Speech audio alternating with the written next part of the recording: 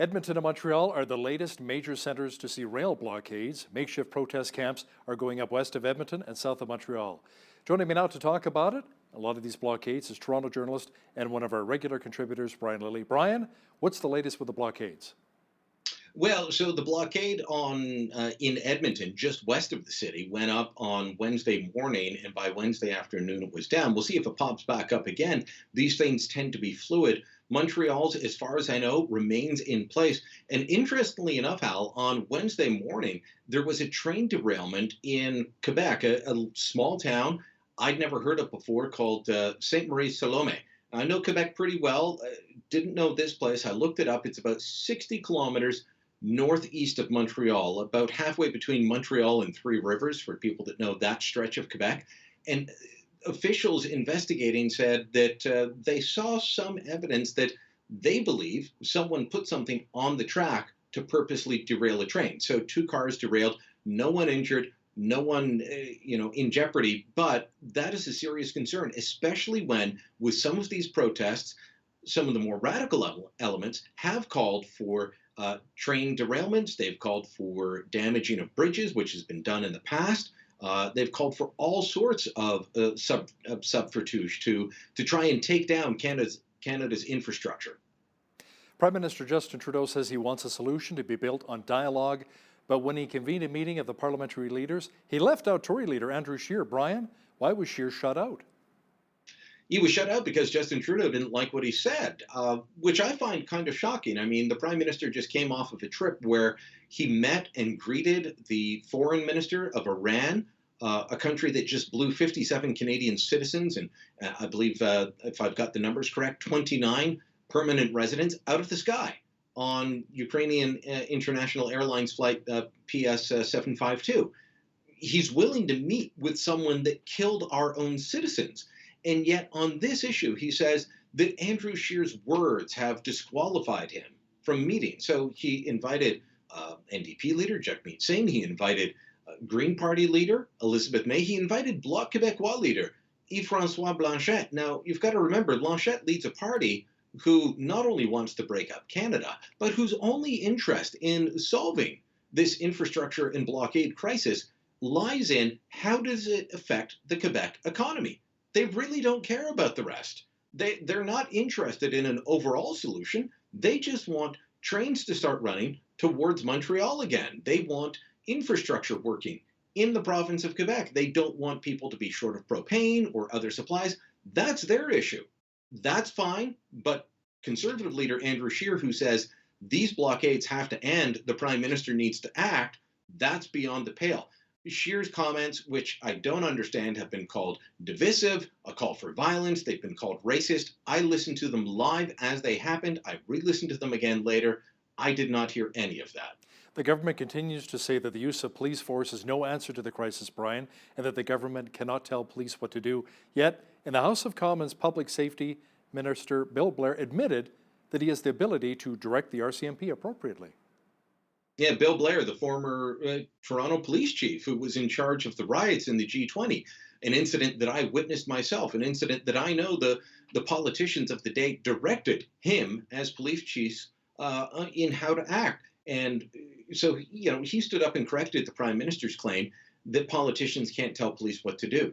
Under the RCMP Act, they can direct the police force. Now, they can't tell them in specific cases what to do and how to function on certain issues. But they can tell them broadly, look, we expect you to enforce court injunctions. We expect you to protect vital infrastructure.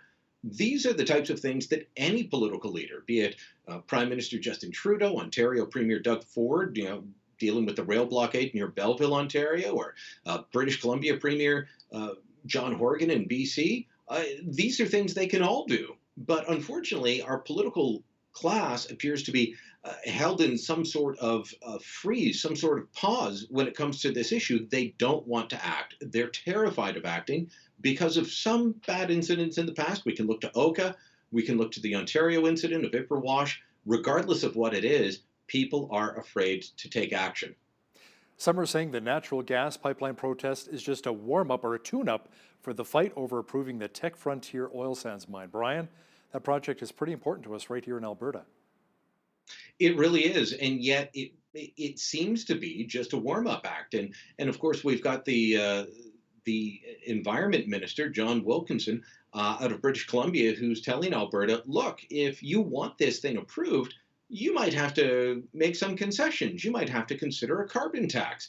They're trying to negotiate. Now, the National Energy Board has already said that this project can go ahead. It meets the scientific regulations, it meets the environmental regulations, it's in the national interest. We've just approved CNOC, the Chinese oil and gas company, to start exploring off of Newfoundland's coast in an area where there could be several Hibernias. We all remember the Hibernia oil fields, right? The offshore oil off the coast of Newfoundland, big, huge find. There could be several in the area that they've agreed to allow CNOC to go and start exploring, and if they find the oil, to drill for it.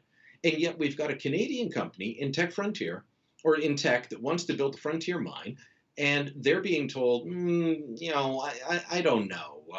We're not really sure. You might have to negotiate for it. All of it seems more than a little suspect, Hal, and all of it seems more than a little, all right, the people of Newfoundland voted for us being the Liberals, and the people of Alberta did not. While Ottawa's not set if they will or will not approve Tech Frontier, you've reported that an Ontario MP is not only supporting a petition to have the project rejected, but is even spending money on Facebook ads to encourage people to call on the government to reject the proposal. Yeah, this is an Ontario Liberal MP named Mark Gerritsen. And I equate this type of action to, let's say an Alberta MP stood up and said, all right, you know what? You people in Ontario with your manufacturing and making stuff, we need to stop that. It's bad for the country. It's bad for the planet. Stop making cars. Stop making stuff. And then campaigned against it, including with money. I asked Gerritsen's office, is this your money? Are you paying for it from your own pocket? Is this public money? Are you paying for it out of your office budget? He's refused to answer. He just decided it's not worth his time, I suppose. So we'll see where this goes. But he spent several $100s already promoting a petition that was first put forward by the Queen's University Liberal Association. Now, last I checked, it was fewer than 700 signatures. It's probably over that by now, but pretty anemic response given that it's been up for over a week at this point. So not an awful lot of Canadians, despite the hundreds of dollars and the fact that Gerritsen himself has put this in front of about 75,000 people between his own Facebook audience and the ads he's put out, very few people are willing to sign up for it. That's the good side. According to new documents obtained by the media, the Liberals have been engaged in some brazen partisan activity when it comes to appointing judges. Tell me more about that. Yes, well, it kind of goes back to the whole thing around Jody Wilson-Raybould and SNC-Lavalin and, getting the party involved and mixing government and party business. We heard a bit about this before. We're partisans, we're donors, we're activists and strategists being canvassed on who should be appointed to be a judge. Now, in some ways, I don't have a huge problem with this idea. The government of the day gets to appoint the judges that they want, and those judges should align with the government's judicial point of view. They won the election. That's how it should go. But what these documents showed is that in 2017 and 2018, the Trudeau Liberal government, which says, oh no, we're only hiring on merit. We're taking the partisanship out of this. Oh, we're whiter than the driven snow.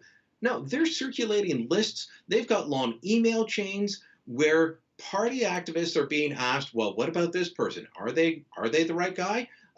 We've seen in the past that judges were checked against what's called liberal list to see, did they donate to the party? Did they take a sign? Did they volunteer during a campaign? Is that really how we want judges being chosen? When the Justin Trudeau Liberals were first elected, Brian, in 2015, they ran on a platform of having a gender-balanced cabinet. Fast forward a few years, and Canada almost lost its spot for a UN mission because of a lack of women? Yeah, the United Nations is trying to get peacekeeping missions to have about 15% of the peacekeeping force that's being sent by its donor countries to be women. And despite all of the gender rhetoric coming out of the Trudeau government, we couldn't field 15% of the force to be women. So we were looking just for an observer position. I believe it was in Sudan at the time.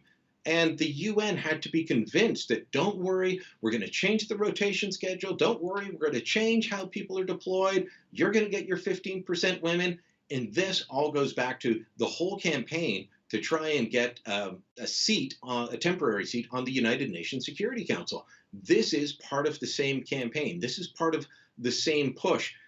It's the push that took the Prime Minister to Africa last week, the push that took him out of the country as we're dealing with a national crisis, and one that has, basically consumed him until the public pressure said, no, you've got to stay home and actually look after these issues.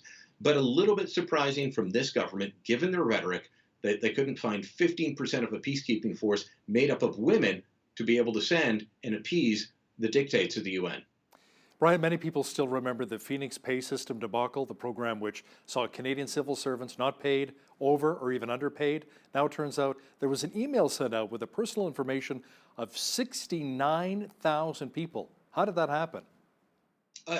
Just a massive blunder by the government. We worry about these data breaches, and the government is quick to react when it's a private sector company, whether it's a credit card company, a bank, a store. We've seen loyalty programs hacked and private information given out. In this case, 69,000 people, their names, their home addresses, phone numbers, and more released through someone bungling the system. And of course, the Phoenix pay system, the reason there's so many people applying and so many people having their information in there is because this is the system that was supposed to fix pay system problems. That was started under the Harper government. It was enacted under the Liberal government.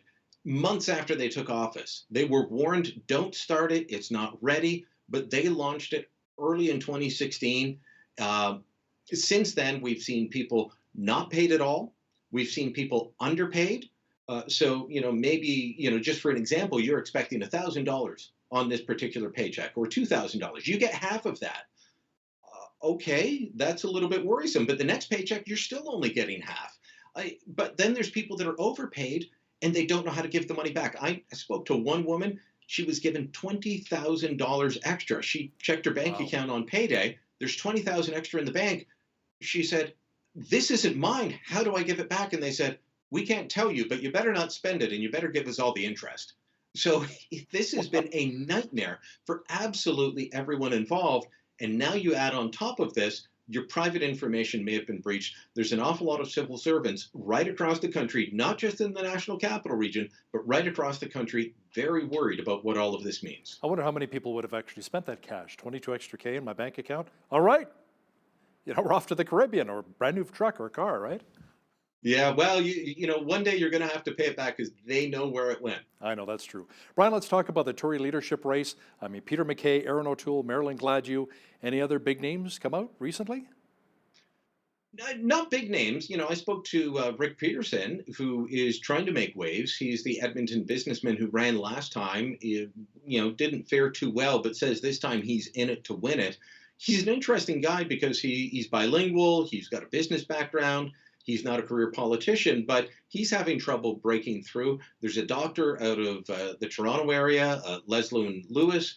She's trying to kind of carry, in some cases, the social conservative banner, but there's a bit of competition on that side this time. There's not just one candidate vying for that vote. So it's an interesting race, but not an overly dynamic one at this point.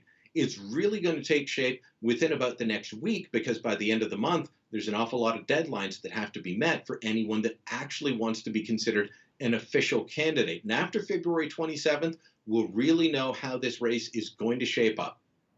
I wonder if there's any real competition of Peter Mackay and Aaron O'Toole. Do you see it as a two-horse race at this point? Or maybe even a one-horse race just with Mackay? I think O'Toole is, he's got some good people behind him. He's got a good database. He's got some good online activity. But, does he have the ability to overtake Mackay when it comes to something that matters an awful lot in politics, and that is the issue of name recognition? Polling shows that Peter Mackay has the best name recognition of all. No surprise, he was first elected in 1997. He was an MP, cabinet minister, party leader up until 2015 when he took a bow out. He stayed in the media since then. Aaron O'Toole was first elected in around 2012, I believe, in a by-election. And he did spend some time in cabinet, but most of his time as an MP has been in opposition.